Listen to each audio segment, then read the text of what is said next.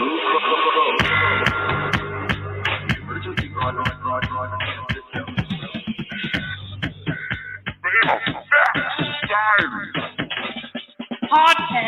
for the curious mind.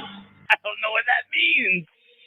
Broadcasting live from a German-made microphone deep within the multifamily bunker. I am Corey Hussing here with an exciting guest to talk about some mystical creatures found in the Bible and elsewhere. Joel Soza will be joining us, but first, let's do our ad for Break Fix Pros. Is your computer acting like your New Year's resolution? Broken? Then call Break Fix Professionals. Break Fix Professionals will scan and clean your system for free. That's right, free. And no credit card is required. But that's not all. They are your go-to source for all your misfit PC needs. Windows or Apple, well, it doesn't matter. To Break Fix Professionals, call now at 605-951-9898 or learn more at breakfixpros.com. Break Fix Professionals. If you can't fix your New Year's resolution, at least fix your PC. Break Fix Pros. Well, without further ado, Joel Soza. Is it Soza? Souza? I should have asked before I brought you on. I always forget. How do you pronounce your last name, Joel? Yeah, Soza. Soza. I had it right the first time. Yeah, Soza. You might remember the famous baseball player Sammy Sosa from years ago. Yes. Yeah, so the spelling of my last name decades, century ago was that, Sosa, which is a real common name. Yeah, and then something happened. My grandfather moved from San Antonio, Texas to Ohio. Something happened to a birth certificate. It got spelled differently, and it's been Soza, S-O-Z-A, ever since. So that's the story I got anyhow. But yeah, S-O-Z-A, Soza. Explains why you play baseball all the time then. I do play baseball. Yeah. I read the bio. I know. Oh, did you read it? Yeah. Research. Well, now our audience doesn't know who you are, so maybe I'll give you a chance to explain. I know you've studied abroad. Was it South Africa and England? What was your master's in? My master's? Is that what you asked? I'm sorry. Yeah. Yep.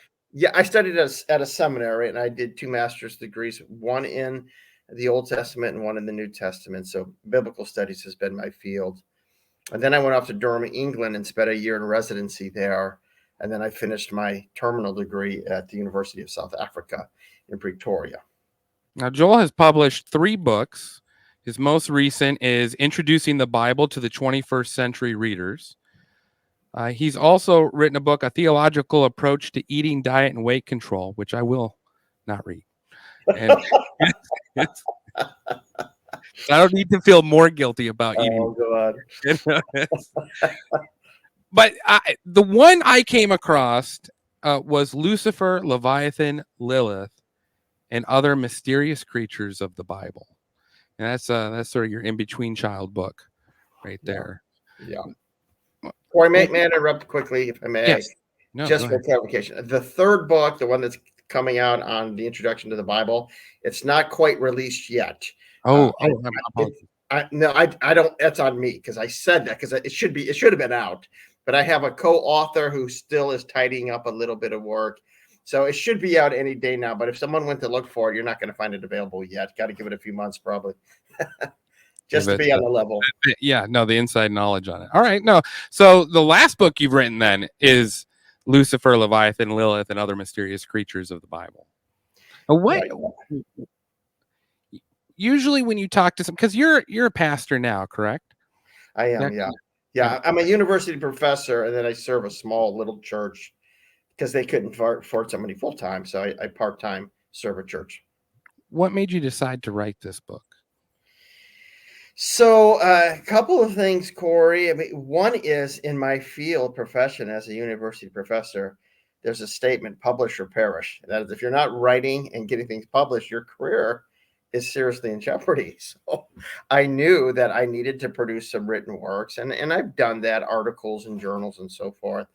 But for this one, I think the alliteration of these 3 creatures kind of caught my attention. LLL. I thought, oh, that would be a nice title. Lucifer, Leviathan, Lilith. The Lilith creature, the one who's our main focus of conversation, was especially curious to me. And here's why, Corey. I was at my university, we were hosting a guest lecturer from another university who was senior to me as a scholar and professor. And he's talking all things Old Testament, which is my field. And he mentions Lilith. And I'm like, huh? And I'm thinking, I've gone through seminary. I earned 2 master's degrees. I did a PhD in Old Testament theology. I have never heard of Lilith. It was embarrassing. Like, what? I should know this. And I sort of had to inquire. Tell me a little bit about Lilith.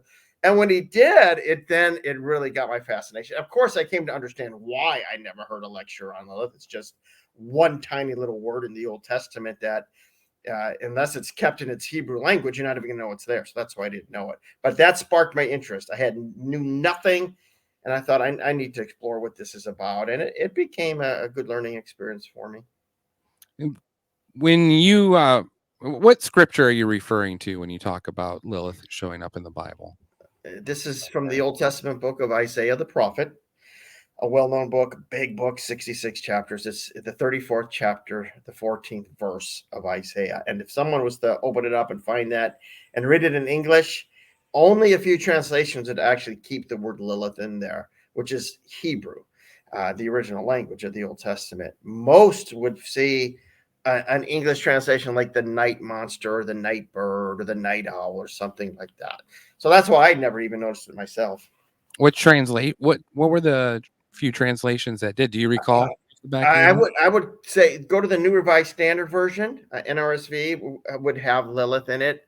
There's a few others that I have in my book that I can't recall right now, but NRSV and then some other real literal translations might have it as well. Do you think there's a reason why it was changed to translated out of modern day Bibles into other things like night or owl? Well, I think because translation committees, they want people to read and understand, right? I mean, obviously the point of publishing is to get things purchased. So if you keep things in original languages, people are going to look at it, I don't know what that is, and they might just say, I'll find a translation that is more palatable to my understanding. But those who are more committed to literal translations probably wanted to keep the Hebrew word in there just because they want to say, we don't know what it means, and they may be humble enough to know that. I guess I should go over. So when you first hear of Lilith, you were at a seminar, you said, when you first heard about it? I wasn't even a seminar. I was just around a lunch table with a colleague from another university. Now, I'll tell you how I discovered Lilith. It was sort of interesting. It's I've got some friends that were, they're strong-minded females. I'll put it that way. I know where this is going. This is great. Go ahead. And one told me about Lilith, and then I started asking everyone else around, just sort of casually through the workplace. Hey, you know about Lilith? You ever heard about this Lilith? No. I swear every woman knew about Lilith. Wow. And so I'm, because I'm sort of fascinated by this sort of this subculture hold she has. And so I guess what's the official, like, is there an official narrative of who Lilith is? I think the official narrative would be how it expanded, particularly in sort of Jewish mysticism over the centuries, to where more recently the legend of Lilith, which is very obscure in Isaiah 34:14, but isn't only there.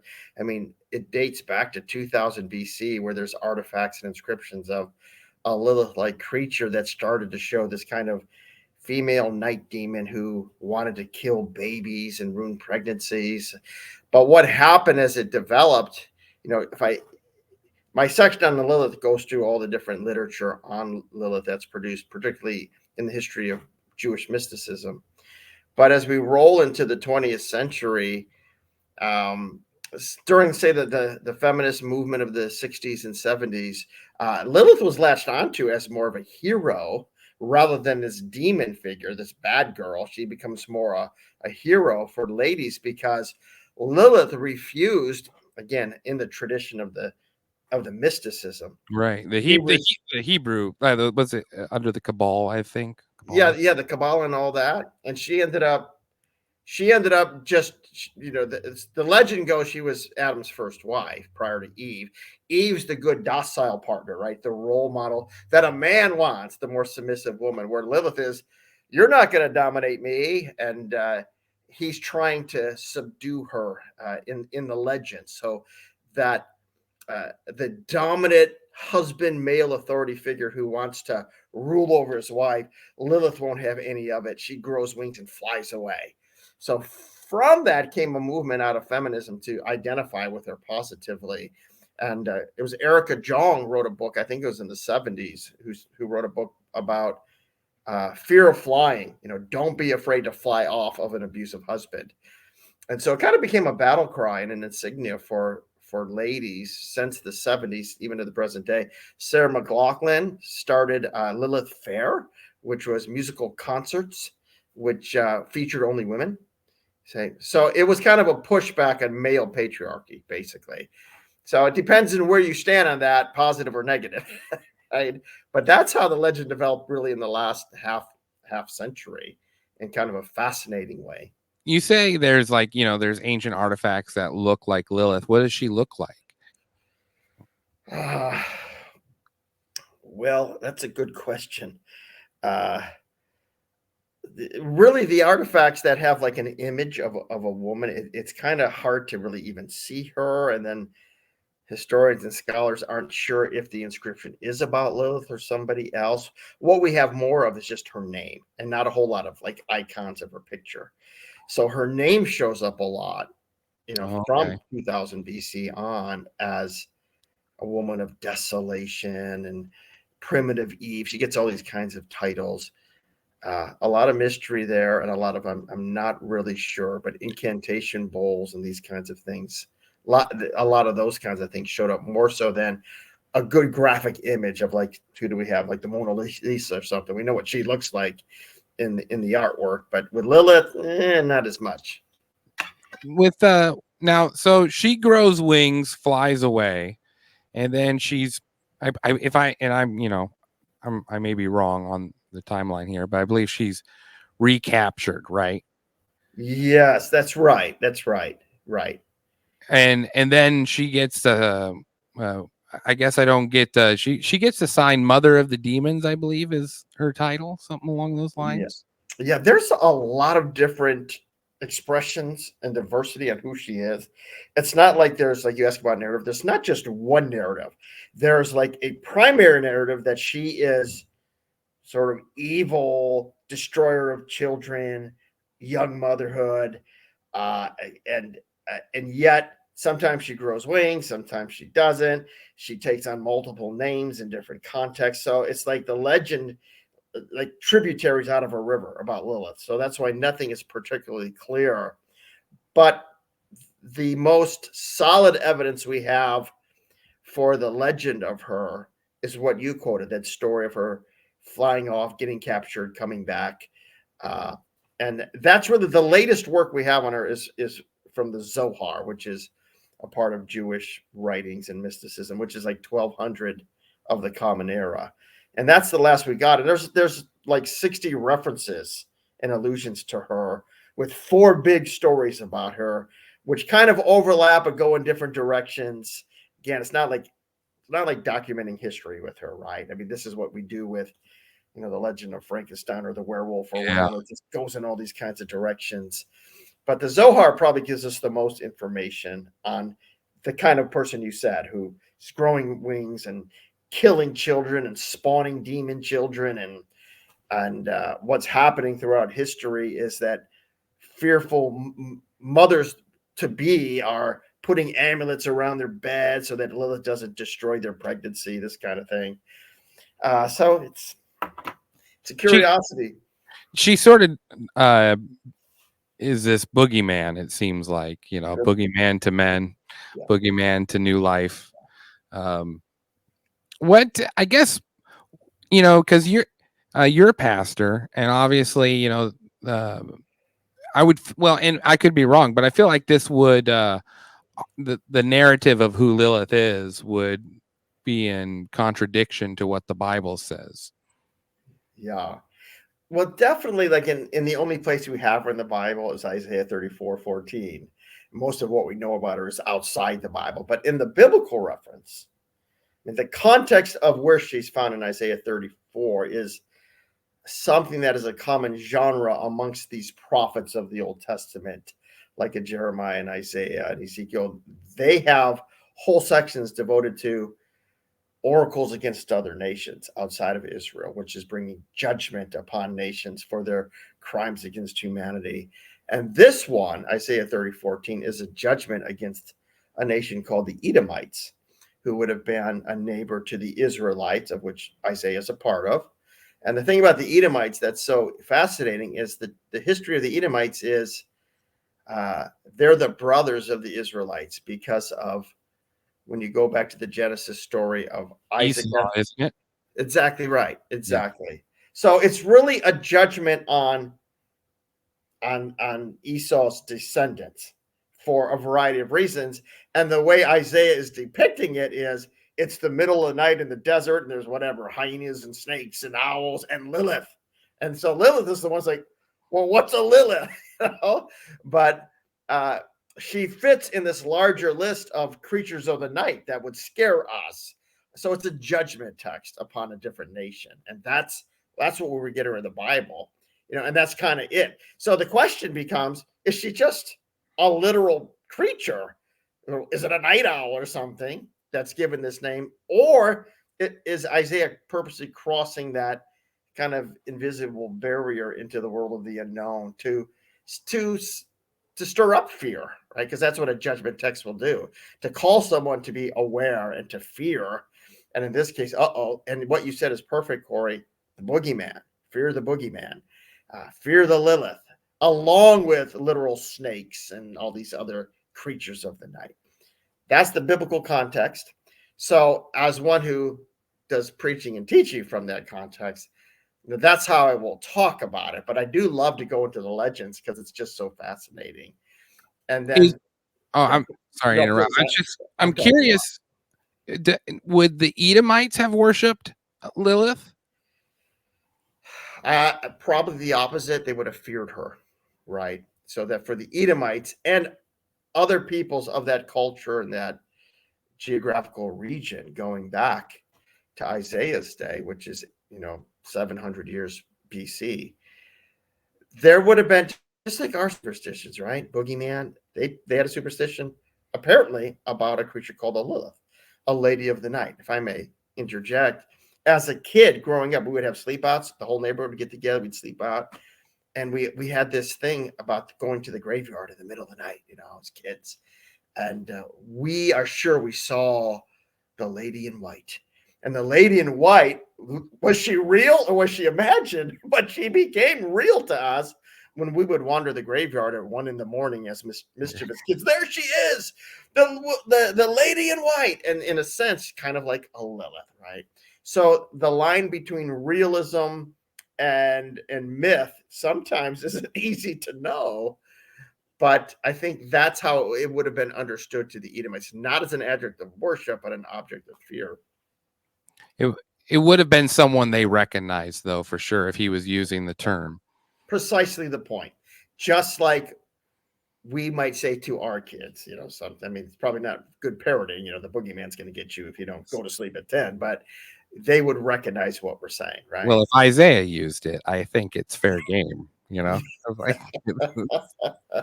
point to that example. Yeah. So what is your belief? Do you believe that that Lilith is a literal creature, maybe a translation meaning owl, or do you think it's a real entity or someone that really existed, an actual person or spirit? Yeah, I think starting with the biblical reference, I think Lilith is a creature of imagination to strike fear. And that was the case in the larger Mesopotamian world of Isaiah. And Isaiah was borrowing it, just like we might say the boogeyman's going to get you. And then I think what develops historically is all these legends, which simply reveal what is common to us human beings, that we have a lot of superstitions and a lot of fears, whether it's don't go on the 13th floor or jump over the crack. I think that's what I would see Lilith. Is she a literal, real demon? I do believe in the spirit world as a practicing Christian. I do believe in God. I believe in the demonic. I believe in all those things. Do I believe there's a demon named Lilith? Not necessarily, but I wouldn't be surprised if there was. So I'll just leave it at that.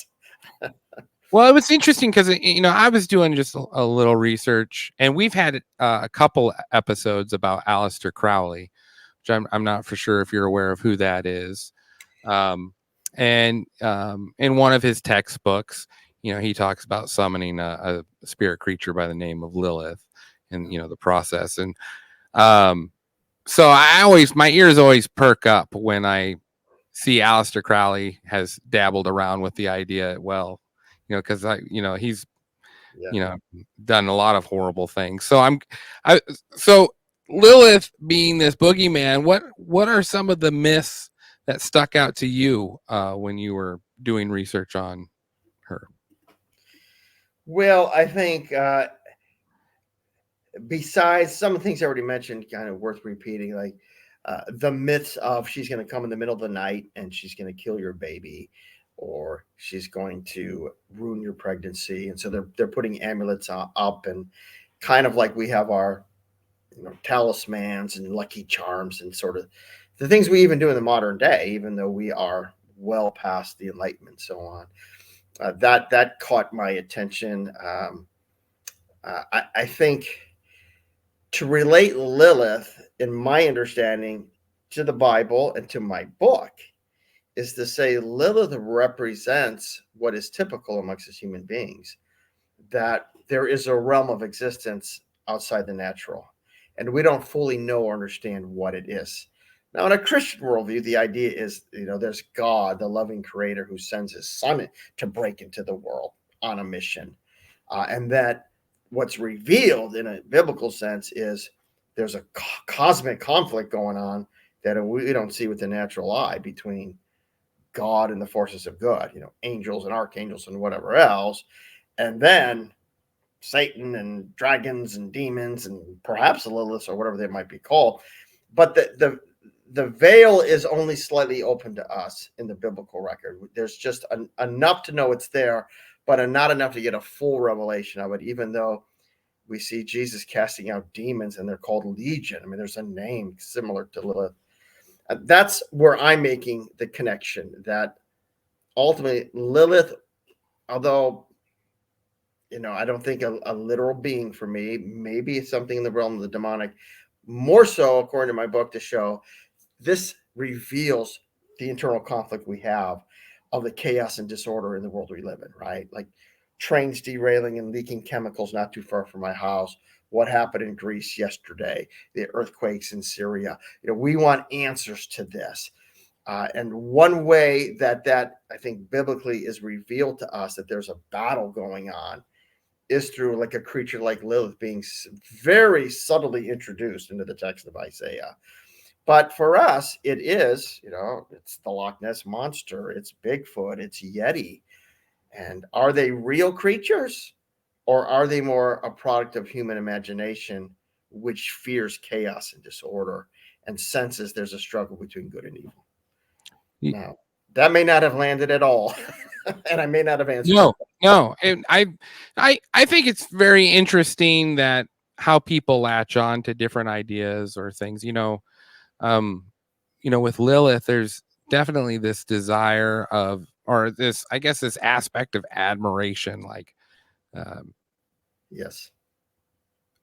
You talk about the official narrative of women being subservient to men, and she's the exact opposite of that, and that's admired. You wonder, if what pushes those ideas, or the ability for people to grab on, because in the full text of who she is, it's not a great person, according to the myth of Right. who she is. Or like you said, even if it's not a person or an entity, it represents an amount of chaos that just cannot be appeased. Right. Despite those things, what have you come across when discussing Lilith with other people? A lot of blank stares. Never heard of her before. And I try to draw them to pop culture, like Lilith Fair by Sarah McLaughlin, like Erica Jong's book on fear of flying. Another one was my wife and I, we would oftentimes like to just watch a sitcom at night just to chill out the day and relax. And you might remember Frasier when that was on 20 years ago. And he had this wife who divorced him, or they divorced, and her name was Lilith. And it never, one day I came to this realization, oh, that must be a purposeful move, because she's sort of depicted as kind of evil, right? Is that why she got the name Lilith? So it kind of shows up in pop culture ways as well. Although maybe that's not why they chose her name to be Lilith, but I think there's other places too. And Lilith in Hebrew, there's a word, Lila, which means night. It's very similar. So you see the creature of the night, that which we fear. Do you find it odd that, because this creature of the night, I mean, she sort of holds similarities to Molech in ways. The Old Testament god of surrounding nation. Yeah. I mean, Moloch was one who was what children were sacrificed to Moloch, correct? And so in that way, the death of children and so on, that kind of similarity. And the sacrificing of children for blessings and stuff like that. Yeah, like we saw like in Mayan culture at some point in time. In fact, if we go to a prophet like Isaiah and his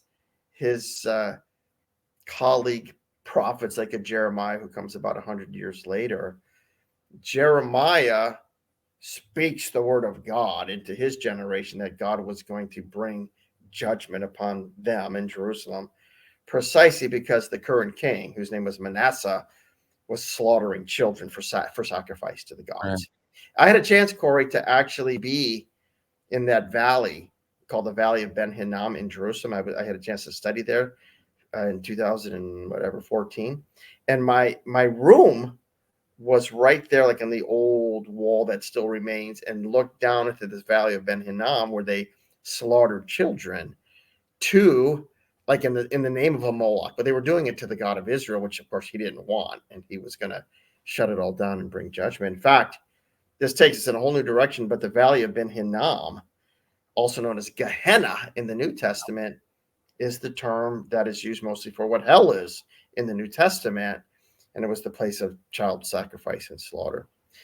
So I give you a real, let me tell you, as I'm a father of two. My daughter studies in Boston. She's driving home tomorrow for spring break from Boston to Ohio, right? And we got the storm coming. Oh, yeah. There's a lot of fear in me as a dad. And it's kind of like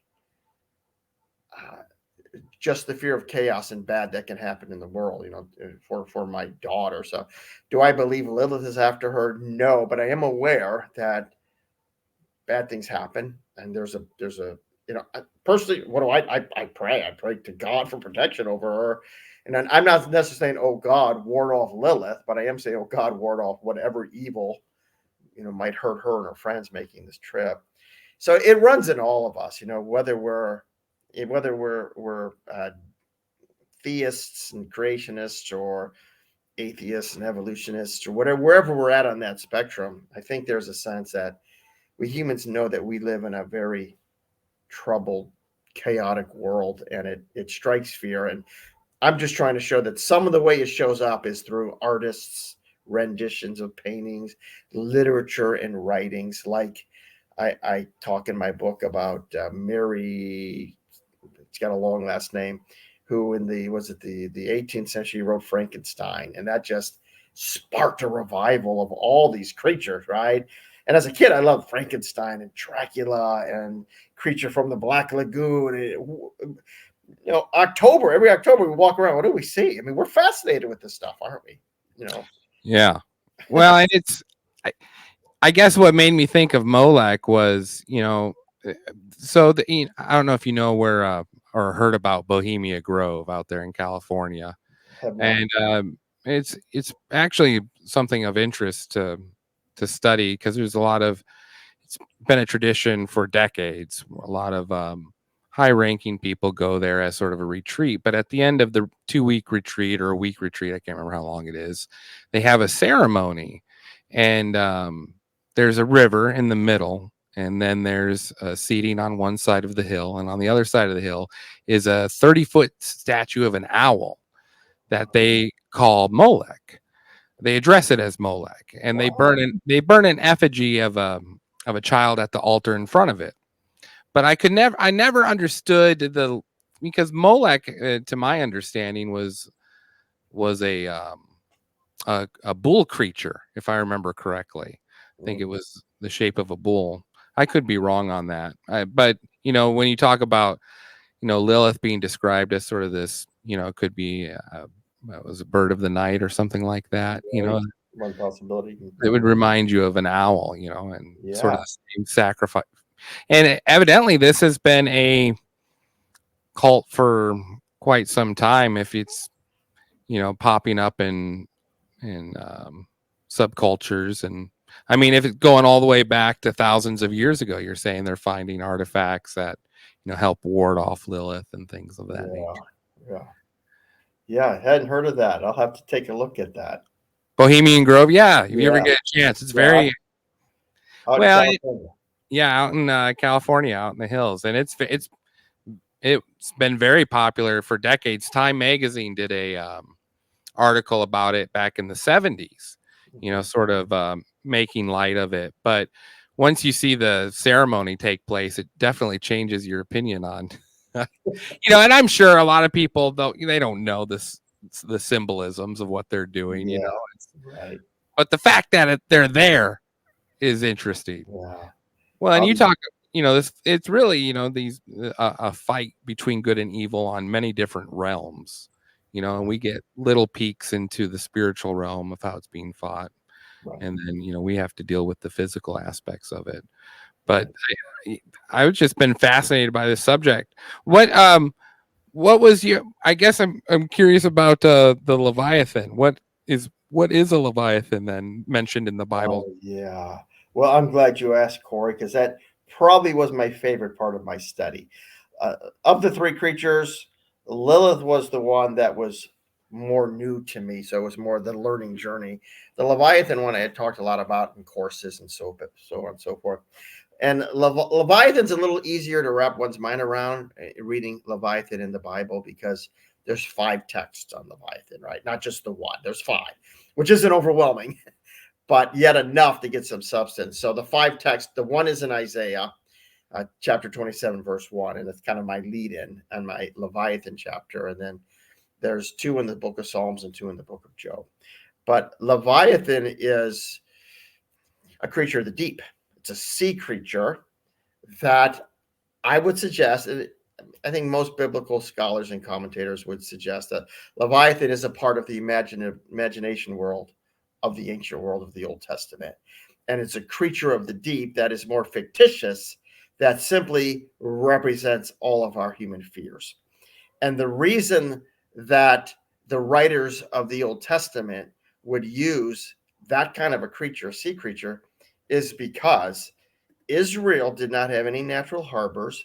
They were not seagoing people. In other words, they feared the sea.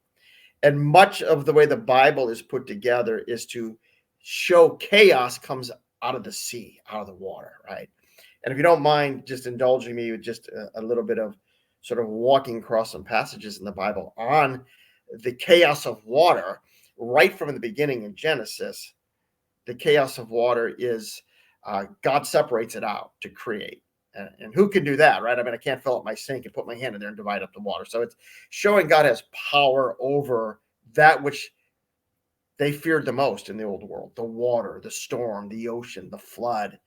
And it shows, I mean, in early Genesis, there's a flood, right? In the days of Noah. And so what happens? The Israelites, God opens up the water for them to pass on through. That is like this great miracle. And even when you get to Jesus, the idea of him walking on the water is, it's not a clown's trick. It's like, wow, he controls the natural elements of the world and that which we fear the most, the water. And it kind of ends. So Leviathan shows up in those 5 texts that I mentioned, usually to depict something that was feared most commonly just a big powerhouse nation. Israel's a tiny little people group. So you've got the Assyrians, the Babylonians, maybe the Egyptians are Leviathans, creatures that we can't kill and we're afraid of. And the water isn't our natural habitat as humans, right? So by the end of the Bible, just to show the struggle of good and evil, there's an interesting passage in the Apocalypse at the very end, the back door of the Bible in the Protestant canon, which says in those last chapters in Revelation 21 and 22 that God, in God's new ordered world, where all the chaos is gone, it says, and there was no more sea. That's like, well, what do we need to know that for? I mean, that almost sounds like a disappointment because I love the ocean, right? But I think it might be a statement of there's no more chaos. There's no more disorder.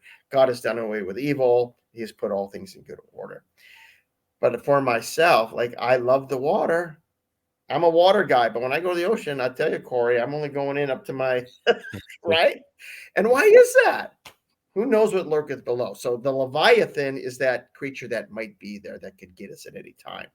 But again, not literal, but mysterious, kind of mythical, to suggest that which we fear. And in the Job, what are the Job texts? And I'll just say this and then I'll stop it. Job, who has all these horrible things happen to him, his world falls apart. What God says to Job is, can you pull out the Leviathan with a little fish hook? And the answer is no. So it's saying the deepest, darkest questions of life are not easily answered, right? It takes something more. So anyhow, 5 texts on Leviathan and representing all that we fear in life. So the belief is that these are terms to sort of encapsulate chaos. Yes. But what about Lucifer, the third L? So is this also along the same line of Leviathan and Lilith? Yeah, a little bit different. Lucifer is really only mentioned one time as a being, the Isaiah 14:12 text. And it's very clear from the context, the Isaiah 14 text is very similar to the Lilith text in Isaiah 34, which was a message to the Edomites. In the Isaiah 14 text that mentions Lucifer, it is a message to the king of Babylon. And the king of Babylon is a literal king. We don't know which one it was, but we know the Israelites did not like the Babylonians because they destroyed them. They destroyed Jerusalem. So the way that Isaiah states it is, how you have fallen from heaven, O Lucifer. And Lucifer itself is a Latin word. It's not in the Old Testament Hebrew.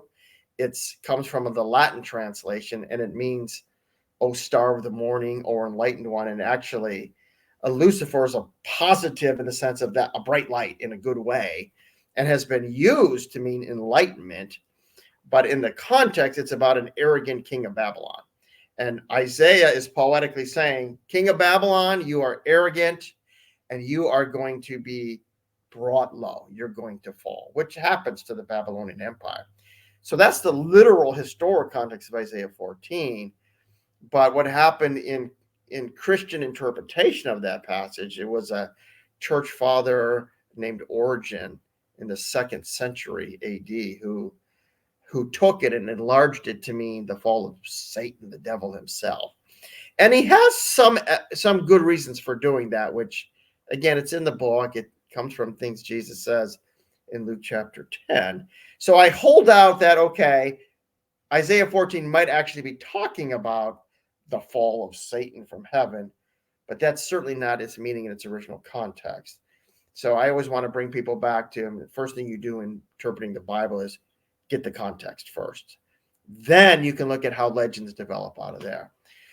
So Lucifer is the ancient king of Babylon, right? Maybe also a double reference to some way that one of God's angels rebelled and fell from heaven. What was the actual Hebrew term for Lucifer? Yeah. The Hebrew is I know it. I'll check Put my you on the book. spot. I know it. Oh yeah, Hallel. Hallel, meaning shining one. Hallel is the Hebrew. And then star of the morning. Latin, and they transferred it into Latin, which was Lucifer. Star of the morning, which was Lucifer. right? But one other thing to say, like, star of the morning, the idea is, so you think of it being an ancient person where there's no electricity and you're looking out at night and it's like, wow, all the stars you would see, right? Right. In that world that we don't know, it would have been incredible. And when the night finally gave way to the rising of the sun, there's like one last bright light that would shine, and then the sun would come up. Once the sun comes up, guess what happens? Everything else goes away because the sun is so brilliant. So the idea of morning star or Lucifer or Hillel is you're shining brightly amongst all the other stars, but as soon as the sun comes up, you're gone.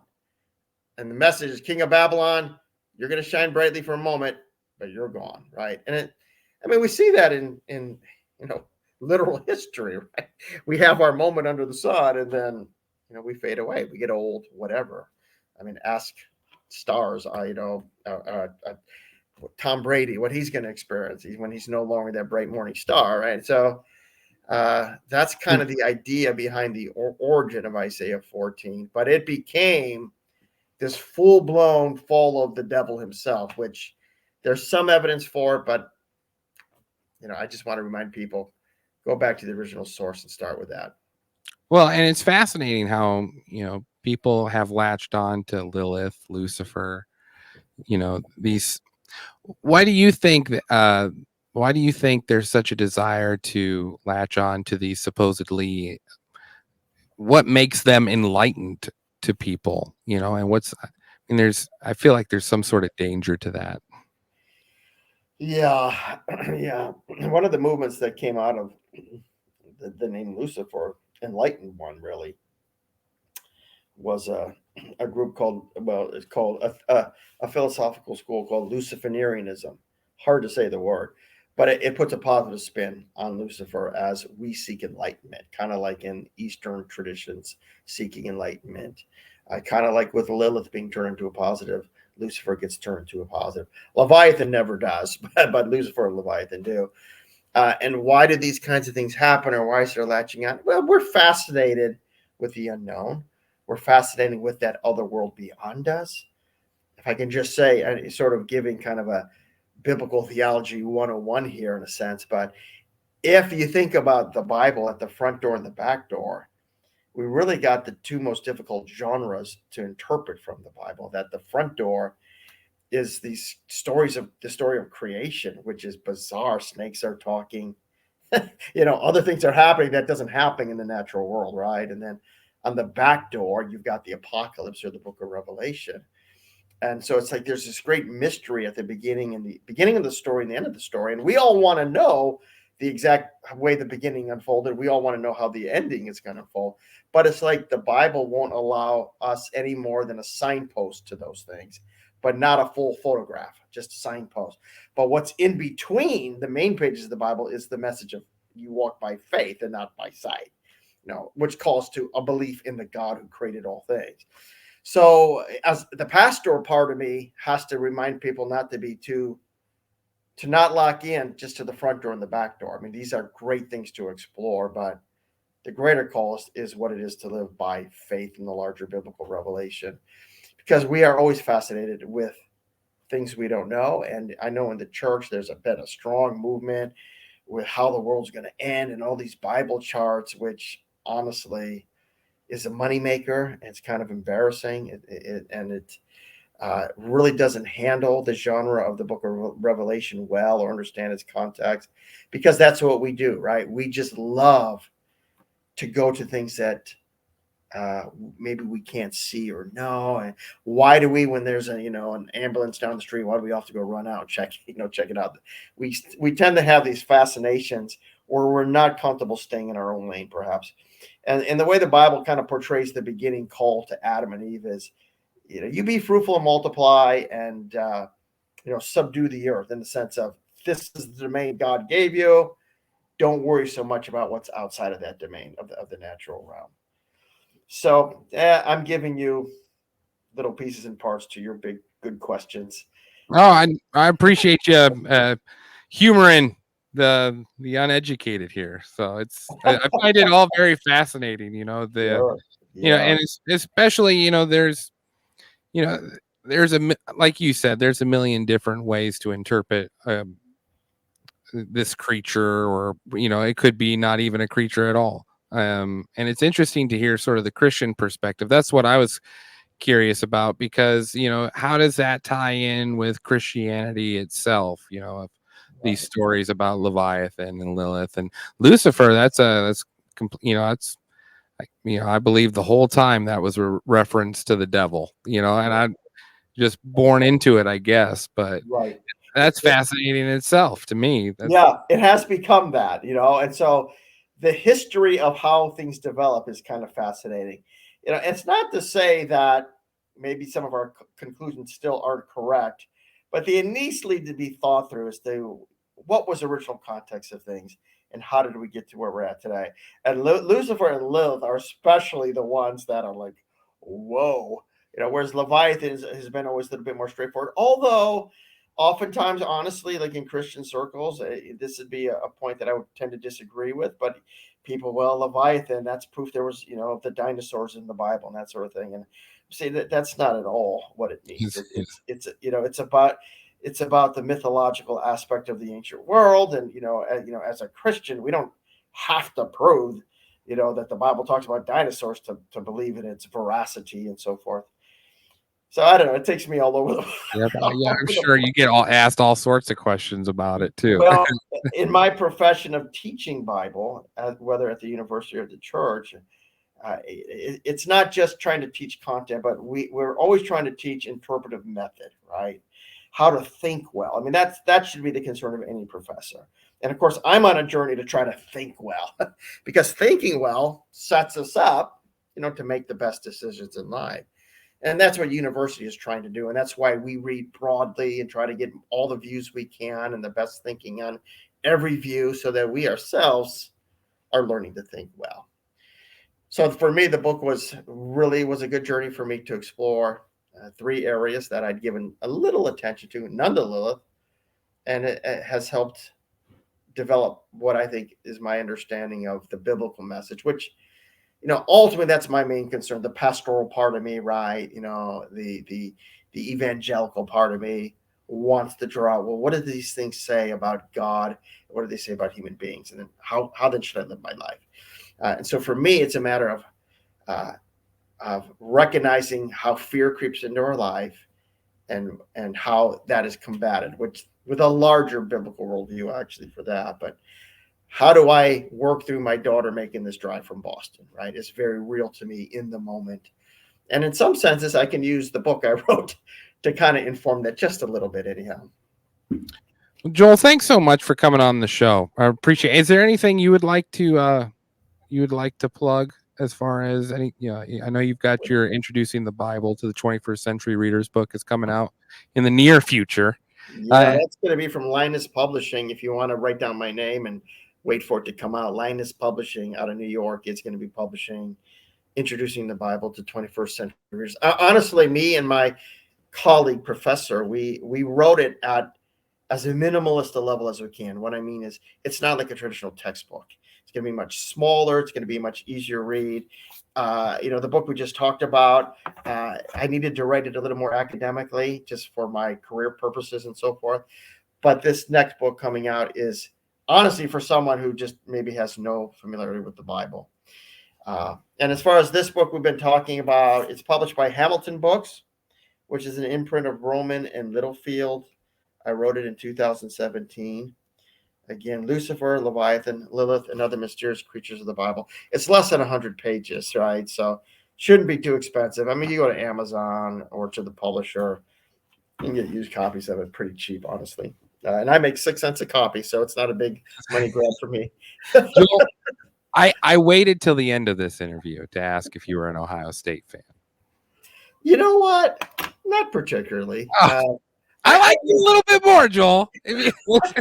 Yeah, I root for them, but I am not wearing the scarlet and white. I went to Bowling Green State University, and I will say I'm a big Browns fan. I'm a Cleveland guy, so. Oh, so okay, so you're used to the abuse then. So yeah, I have no problems with it. I'm a Cleveland sports guy, and I know what that is. But that would be my plug. And also, not to embarrass myself, is this recorded? Again, can a recording be Yep, sent to me?